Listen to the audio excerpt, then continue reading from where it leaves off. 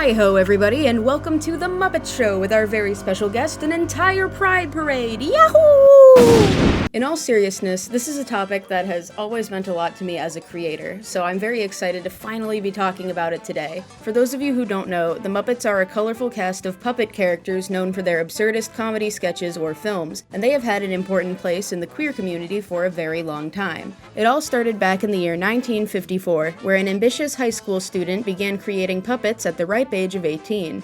These puppets would star in a Saturday morning children's show called The Junior Morning Show, which only aired on television for 2 weeks.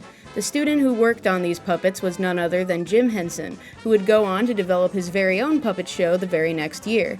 In 1955, Jim Henson and his future wife, Jane Nebel, created a television series titled Sam and Friends. This show would not only be the first appearance of many iconic Muppet characters, but it would also be the first gig to introduce Jim Henson's work to a more mainstream audience. Sam and Friends would air their last episode on December 15, 1961, which would mark Jim Henson's transition into the world of TV advertisements and children's media.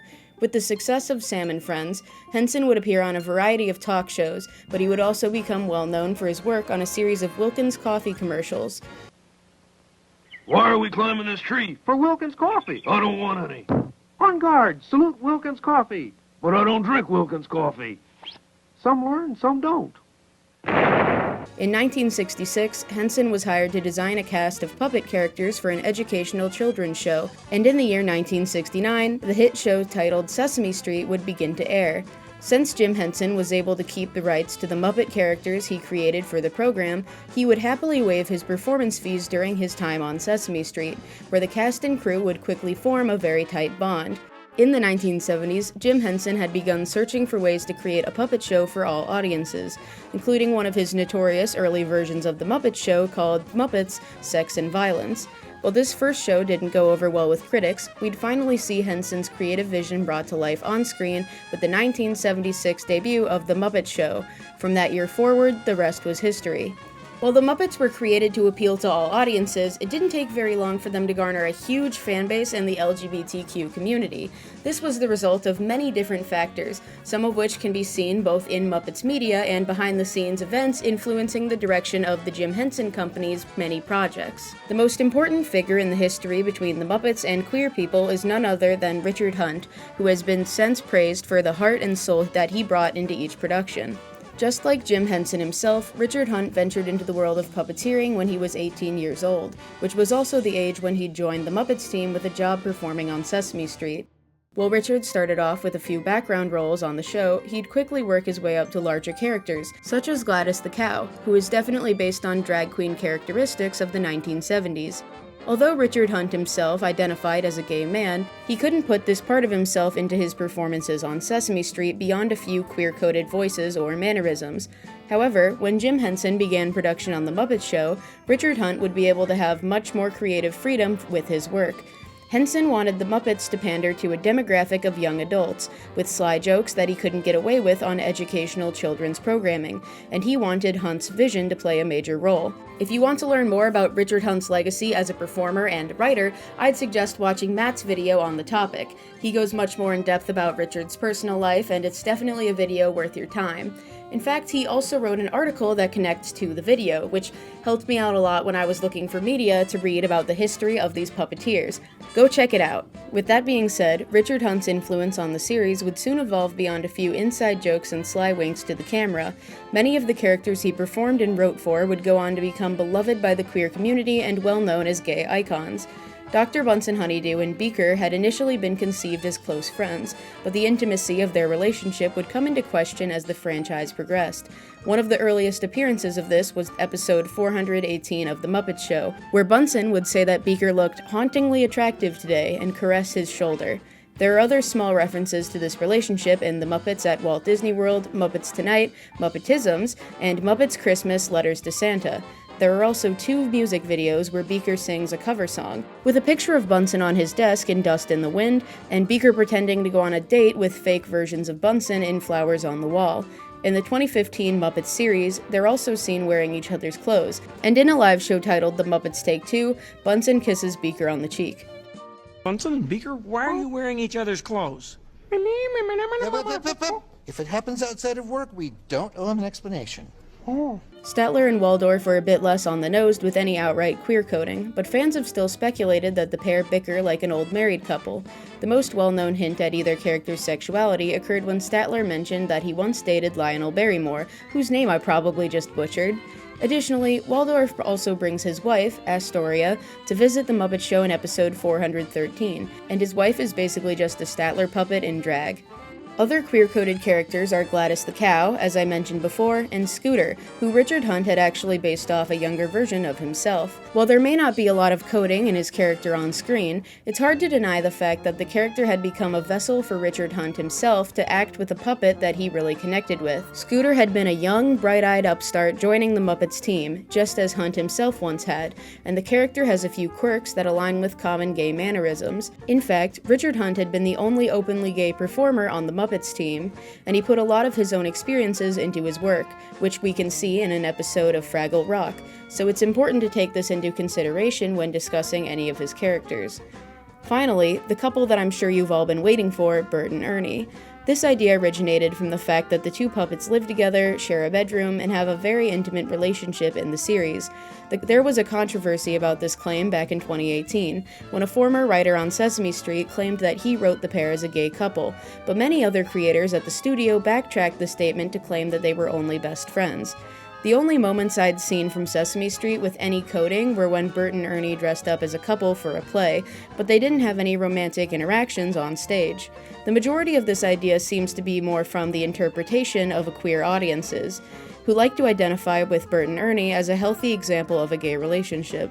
They don't have any scenes where they wear each other's clothes or flirt with one another like Bunsen and Beaker, but fans still insist on calling the pair queer icons, so much so that adult shows like Family Guy and Robot Chicken have made sketches about it. When Sesame Street publicly denied the idea, fans of the show actually reacted very negatively to the statement, including fans who weren't even queer themselves.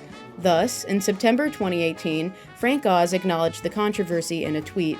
If Jim and I had created Bert and Ernie as gay characters, they would be inauthentic, coming from two straight men. However, I have now learned that many view them as a representative of a loving gay relationship, and that's pretty wonderful. Thanks for helping me understand. Well, these are all of the queer Muppets that most people tend to discuss. I'd like to take some time to discuss my personal favorite Muppet, Gonzo.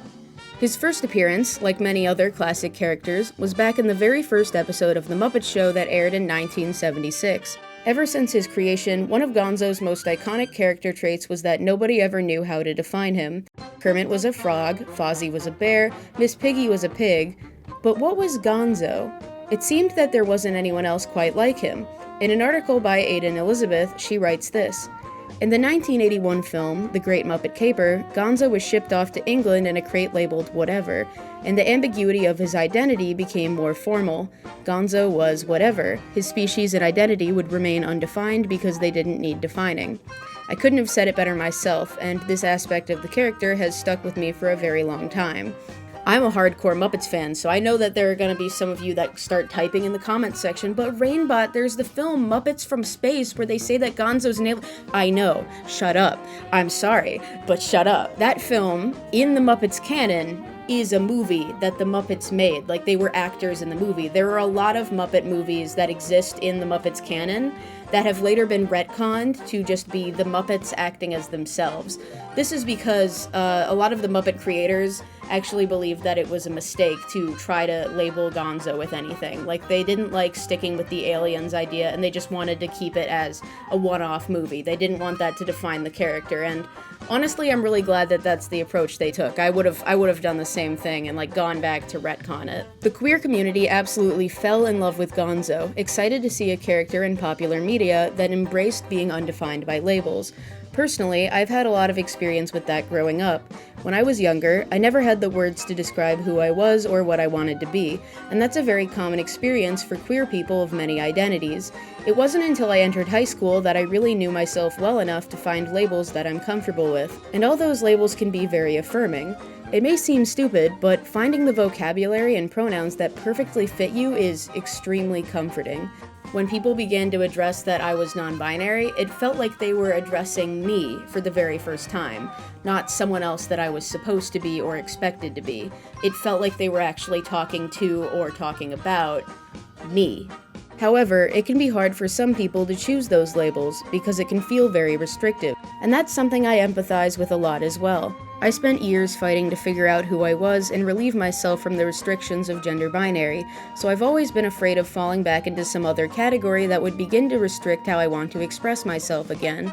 It's probably one of my own greatest fears, alongside the very severe body dysmorphia that I struggle with basically every single day. On The Muppet Show, Gonzo has flirted with both men and women from the very start, and he is also notorious for having a fluid gender identity and sexuality.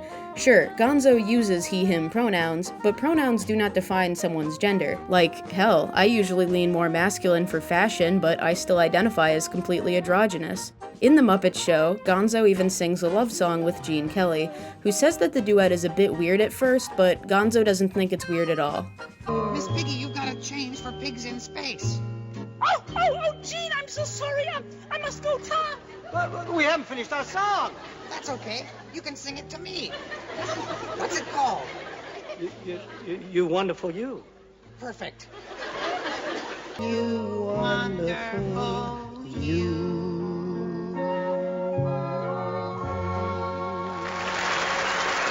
In the 1980s, there was a comic strip titled Jim Henson's Muppets, which would feature an official comic where Gonzo opts to walk past the restrooms for both men and women. Instead, he chooses a third restroom labeled whatever. Gonzo has also been seen cross-dressing in multiple pieces of Muppets media, both in the form of puppeteering and animation. There was also a very notable episode of the Muppet Babies reboot called Gonzarella, where the story focuses on how Gonzo wants to wear a dress to the ball with his friends, but is worried they might not accept him if he chooses to do so. I didn't want to leave the royal ball, but everyone would have been upset if they knew it was me wearing that princess dress. Maybe they just would have been surprised that you wanted to wear a princess dress. It's different from what they're used to, you know? Everyone, there's something I need to tell you. You all expected me to look a certain way. I don't want you to be upset with me, but I don't want to do things just because that's the way they've always been done either. I want to be me. I could go on and on about this topic for hours, but I think I'm gonna have to leave the video there. Before I go, I will leave you with a few other pieces of puppet media that queer people often latch onto, one of which is very obviously Avenue Q. It's a Sesame Street parody musical, and it is for adult audiences, and there are two characters that sing the infamous song, If You Were Gay, which, yes, has like 50 million animatic adaptations for like every single fandom on the internet, because of course it does. Avenue Q is also just a really funny show, so if you haven't seen it, I recommend you watch one of those slime tutorials here on YouTube. If you're a theater kid, you know the slime tutorials, so go find an Avenue Q slime tutorial and watch it. It's so good, and I really like the songs from it. Obviously, my favorite one is the gay one, but I don't know, watching the characters, watching their story unfold, like, I know it's a parody of Bert and Ernie from Sesame Street, but I feel like it's so much more authentic to actually have gay characters in, like, puppets media. So I feel like if you want to see an example of openly gay characters, go to Avenue Q. So what should it matter to me what you do in bed with guys?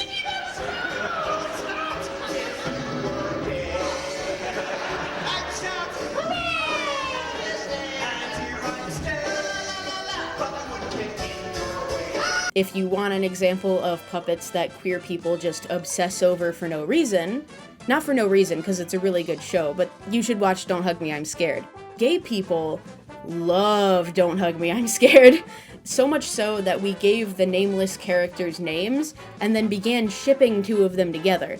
I was there when it happened. I remember being in middle school and watching those videos on my phone and seeing all of the fan art of the duck and the red guy just full on making out. Like, listen, I don't know what it is, but we love it. We love Don't Hug Me, I'm Scared. It's a beautifully made show. It's hilarious.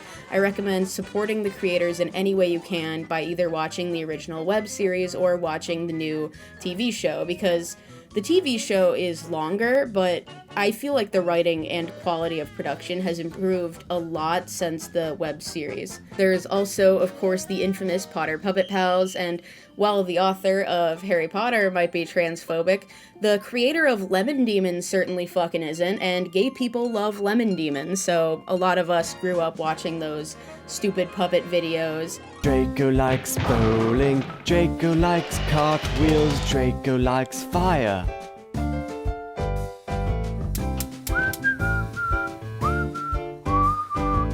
And then there's also Puppet History, where they have an entire song about gay boat oars.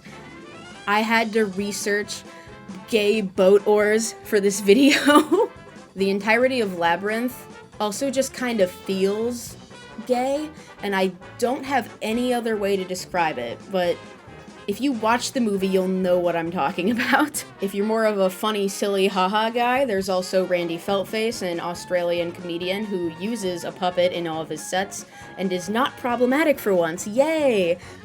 He is actually aware that a lot of his audience is, like, queer college students, and he has a bit of fun with it. I think it's nice, and he's also just a great guy, so, you know, go check out some of his stuff. My cousin calls me to discuss her son, my cousin's son, which makes him someone I couldn't give a fuck about. This kid, if he eats anything with a blue food preservative in it, he just taps out. That is bullshit! Blue is not even a natural colour for foodstuffs. It occurs very rarely in nature. Name me one blue food. Blueberries are fucking purple! Water is clear. The only time water is blue is when there's billions of tons of it and it's all in the one spot. And then it's got all sorts of shit in it, like salt and sharks. Blue means sharks in it! I don't know, maybe some indie horror stuff, like My Friendly Neighborhood, I don't know. Don't Hug Me, I'm Scared got the ball rolling, and now there are just a bunch of spooky puppet things. I kind of want to make a spooky puppet thing. If I could ever get the money to make the puppets and do a mini series of episodes, I'd probably do like a Don't Hug Me, I'm Scared thing where it's like 6 episodes of like a normal kids show and it appears like super cutesy and Jim Henson-esque, and then it just devolves from there. If you've ever seen that short film where it's like an ostrich told me that the world was fake and I believed him, I don't know the title, I will pull it up for this video. That one stop motion short would be exactly how I'd do a horror spoof on Sesame Street. And if I ever got enough money to make those puppets and to do it, I totally fucking would. I would build the set and we would just go ham. So if anyone ever wants to write music for me, I know exactly what we're gonna write some fucking songs about. In conclusion, I don't know. I just wanted to talk about this for a bit. I know this video is probably not like video essay length. It's not gonna be like 20 million hours long. I just wanted to get something out between my semi-animated projects because I've been posting a lot of animatics recently and other animated videos, so I wanted to do one where I'm just talking to you guys again because I feel like I've been really busy and I just wanted to fit one of these in. I'd also like to just say that I think the Muppets as a franchise are very nice because the Muppets, one of their core themes is about being a group of outsiders, and I think that that's probably one of the main reasons why the Muppets as a franchise really resonate with the queer community, because they're all used to being the outsiders, and Gonzo specifically is an outsider among the outsiders, and I think that that alone connects with me more than anything else in any piece of media ever will. Guys, gals, and non-binary pals, I hope you have a fun evening, and I will see you in my next video. Bye bye! Wow!